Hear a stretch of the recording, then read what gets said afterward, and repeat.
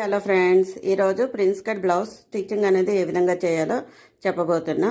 First లైనింగ్ని main క్లాత్ని ఈ విధంగా గమ్ సహాయంతో అంటించేసుకొని ఒకసారి ఐరన్ చేసేయండి.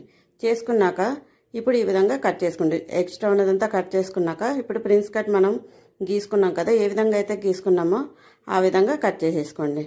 కట్ చేసుకున్నాక కింద నుండి మనం కప్పు పొడవు కోసం 4 పెట్టుకున్నాం కదా, అక్కడ నుండి అంటే కింద నుండి మనం కుట్టుకోవాలి. ఎప్పుడైనా సరే స్టార్టింగ్ పాయింట్ అక్కడ నుండి కుట్టుకొని ఆ విధంగా స్టిచ్ చేసుకుంటూ పై వరకు వచ్చేయాలి. ఓకేనా? ఈ విధంగా స్టిచ్ చేసుకున్నాక మళ్ళీ ఎక్స్ట్రా ఇంకో స్టిచ్చింగ్ అనేది వేసుకోవాలి. వేసుకున్నాక మనం ఫ్రంట్ పార్ట్ అనేది రెడీ అయిపోతుంది.